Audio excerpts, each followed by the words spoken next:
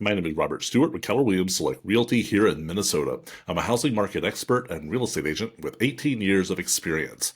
As we all know, Trump got elected and has ideas about the housing market. Let's talk about the two big challenges facing the housing market and how Trump's policies may affect this. This is an apolitical piece. There's no partisanship here. I'm a student of the housing market, so I study the things that affect it, including political policy. For starters, Trump hasn't put forth a plan. So, in order to analyze this, we're going to use two data sources: the things he said in public and actions from his first term. Now, the two big challenges facing the housing market are affordability and a housing shortage. Let's start with affordability. So, housing is too expensive. That's just known. In real estate, we talk about affordability. And what affordability is we measure the average mortgage payment divided by the average monthly income. So there's a ratio there. And the higher the payment, the larger the percentage of your wages, the less affordable a home is. And right now, that index is at 35%, meaning 35% of the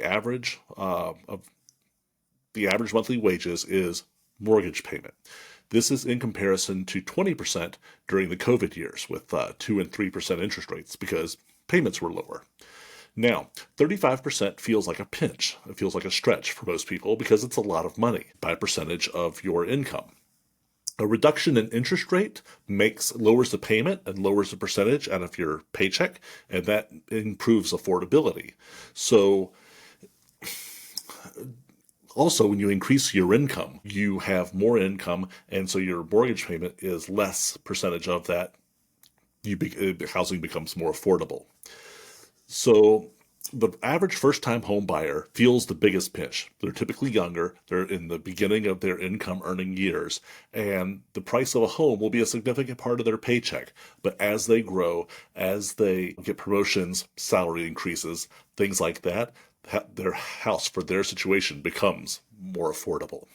So how will Trump improve affordability? He said he would lower interest rates. As head of the executive branch, he doesn't have that power, although his economic policies could have an effect on rates indirectly. When it comes to policy, getting a handle on inflation will be key. While inflation peaked during the Biden administration and has started to descend, we're still above the Fed's target of 2%. The reason we're talking about inflation is that inflation makes the cost of everything more by devaluing the currency. The money becomes worth less. The house that you're buying isn't necessarily more valuable. It's that the dollars being used to purchase it are worth less. Inflation destroys both the currency and the middle class. The wealthy tend to own assets that go up in value with inflation. The middle and lower classes are typically holding in cash, and that's becoming less valuable. So what the wealthy has is getting more valuable. What the middle class and lower has is going down in value. So it's kind of you're cutting out the middle. Inflation is an invisible tax on the dollars you're holding. Trump said he would get rid of inflation. Okay, maybe. He's proposed various tariffs, and in my research and reading, I found qualified opinions going both ways. What I learned was that tariffs alone are one factor in an extraordinarily complex system, and by themselves are insufficient to say they're going to have a specific effect. So to be determined. Second, we have a shortage of housing. Specifically, over the last decade, new home builders haven't built enough homes. There are roughly 4 million missing homes that should have been built over the last 10 years that weren't. So we need new homes. From where and how? Roughly 28% of the land in the United States is controlled by the federal government. Trump has proposed releasing some of this land to developers. This was also in Harris's proposal as well. How the land is released, to whom, and with what plans and restrictions are still unknown. However, more land and more housing is a positive step. He's talked about rolling back restrictions and red tape on things such as zoning.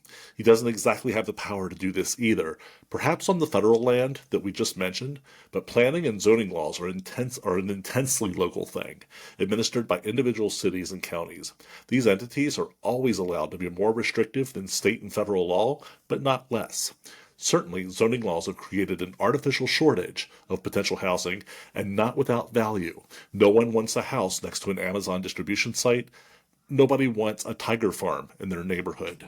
It is estimated that 24% of the price of a new construction home is due to regulatory costs at the federal, state, and local levels. So reducing those without sacrificing local integrity will be the balancing act. It could help. Next, who is going to build the houses?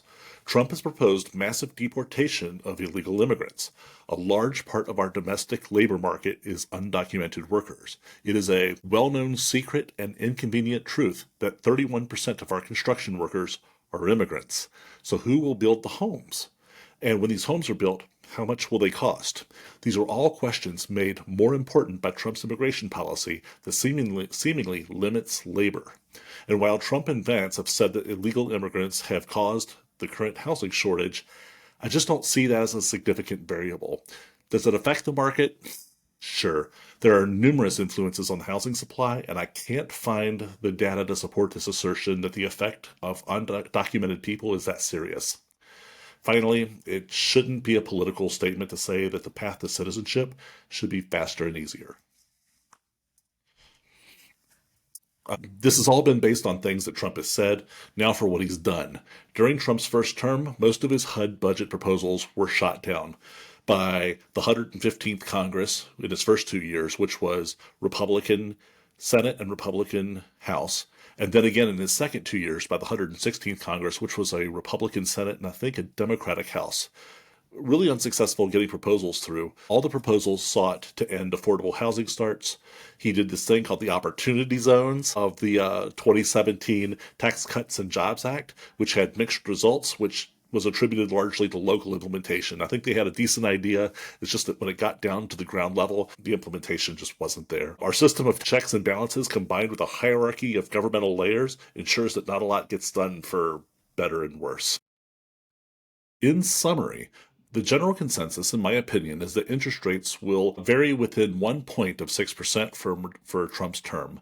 The days of 2 and 3% rates are over. It was a lifetime event. If rates go back down that low, I'll be making new videos with new courses of action you should watch. Housing prices will continue to increase, albeit slower than in years past. Those 10 and 12% increases we saw during COVID were unhealthy and unsustainable. Trump is going to try to lower rates and curb inflation. All noble things, and we should hope for that. For the housing shortage, there's a lot of room in between releasing federal land and breaking ground on neighborhoods. So much room that I'm not convinced it's a viable 4-year goal. The probability of a recession is the highest it's been since the 1980s, according to the New York Federal Reserve. Remember, though, that housing prices have increased during most of the recessions of the last 50 years. Right now, we've entered a bit of a housing recession. Housing leads the economy into a recession and leads the economy out of a recession. And right now, it's leading us into one. Home values are gently decreasing in specific areas, but across the board, in general, values are stable. Here in the 7-county metro, the median home price increased last year by 2.7% for a median home price of $380,000. I can't thank you enough for your time and attention. If you're not following me on YouTube, you're nuts. Help me educate and help more people by sharing this video. Thanks for watching.